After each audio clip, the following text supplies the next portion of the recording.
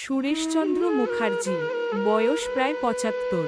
একসময় তিনি ছিলেন গ্রামের মানুষের ভরসা, একটি ছোট পোস্ট অফিসের পোস্টমাস্টার। সামান্য মাইনেতেই স্ত্রী রেবা আর একমাত্র ছেলে অনির্বাণকে নিয়ে তার সুখী সংসার ছিল। সুরেশবাবুর স্বপ্ন ছিল একটাই, অনির্বাণকে মানুষ করা, যাতে সে জীবনে কখনো টাকার অভাবে মাথা নিচু না করে।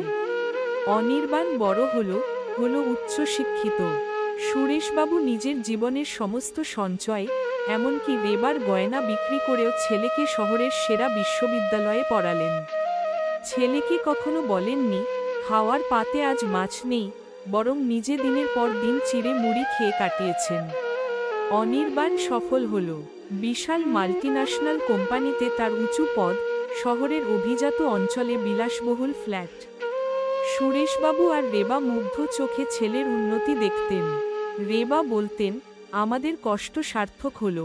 সুরেশবাবু শুধু হাসতেন, আমার ছেলে রাজা হবে, আমি জানতাম।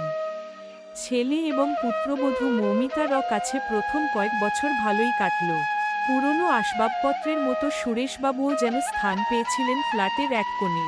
কিন্তু সময়ের সঙ্গে সঙ্গে সেই স্থানটুকুও ছোট হতে শুরু করল। এক সন্ধ্যায় ড্রয়িং রুমে দামি সোফায় বসে চা খেতে খেতে অনির্বাণ বলল, বাবা, আমার মনে হয় তোমার আর মায়ের এখন একটু পরিবর্তন দরকার। সুরেশবাবু চোখ তুলে তাকালেন। পরিবর্তন? কিসের পরিবর্তন, বাবা?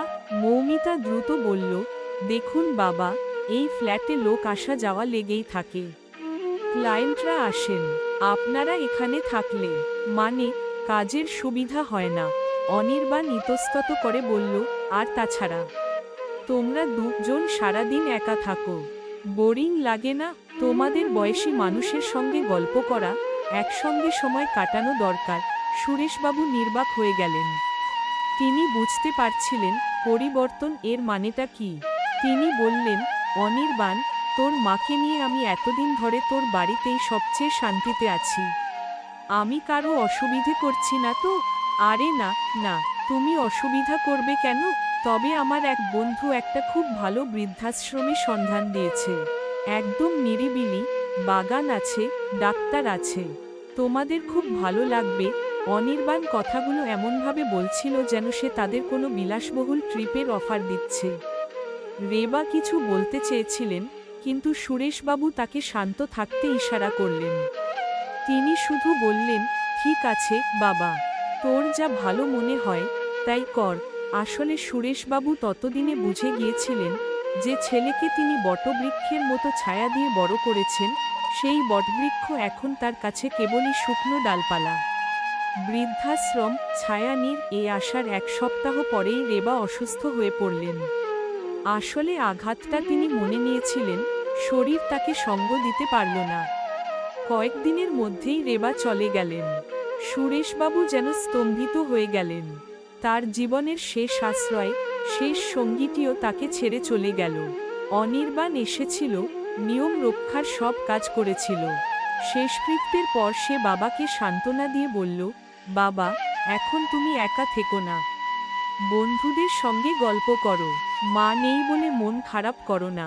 সুরেশবাবু শুধু বললেন, যেখানে কেউ ছিল না সেখানে একাই আছি বাবা। এরপর থেকে সুরেশবাবু আরও বেশি চুপ হয়ে গেলেন।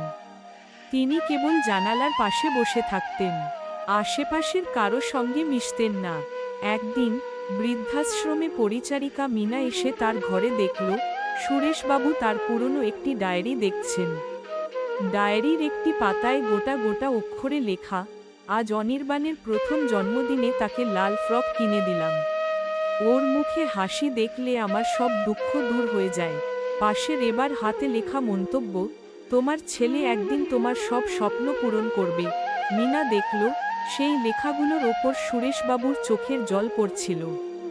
মিনা মৃদু কণ্ঠে জিজ্ঞেস করল, বাবা, আপনার কি কিছু লাগবে? সুরেশবাবু ডায়েরিটা বন্ধ করে মিনার দিকে তাকালেন। একটা জিনিস কি তোরা দিতে পারবি মা? আমি তোকে একটা চিঠি লিখে দিচ্ছি, তুই কি এটা অনির্বাণকে পৌঁছে দিবি? মিনা অবাক হলো, চিঠি? ফোন করে বলুন না। না মা, চিঠিই ভালো। হাতে লেখা চিঠিতে কিছু কথা থাকে যা ফোনে বলা যায় না। সুরেশবাবু হাসলেন। সে হাসি যেন হাজারটা কষ্ট লুকিয়ে রাখল। চিঠিটি পৌঁছানোর দুদিন পর অনির্বাণ এল, সঙ্গে তার 6 বছরের ছেলে আকাশ। অনির্বাণ বিরক্ত, কারণ তার এক জরুরি মিটিং ছিল। সে ঘরে ঢুকে বলল, বাবা, কি হয়েছে? তুমি এমন চিঠি কেন লিখলে? আমরা তো মাসে একবার আসতেই চেয়েছিলাম। সুরেশবাবু নাতির দিকে তাকালেন। আকাশ তখন আগ্রহ নিয়ে ঘরের গাছপালা দেখছে। সুরেশবাবু ধীরে ধীরে বললেন, অনির্বাণ, আমি তোকে ডাকিনি। চিঠিটা রেবার জন্য লেখা ছিল। অনির্বাণ অবাক হল। মায়ের জন্য? মা তো আর নেই। সুরেশবাবু হাসলেন। সে হাসি ছিল করুণ, বিষাদময়। তিনি বললেন, চিঠিতে লেখা ছিল, রেবা, তুমি আমাকে ছেড়ে একা চলে গেলে। কিন্তু আমি তোকে আর একটা কথা বলতে পারিনি। আমাদের ছেলেটা বড় হয়ে অনেক বড় মানুষ হয়েছে, তবে মানুষ হতে পারেনি। আমি এই কথাটুকু তোকে জানাতে চেয়েছিলাম, বাবা। অনির্বাণের মুখ ফ্যাকাশে হয়ে গেল।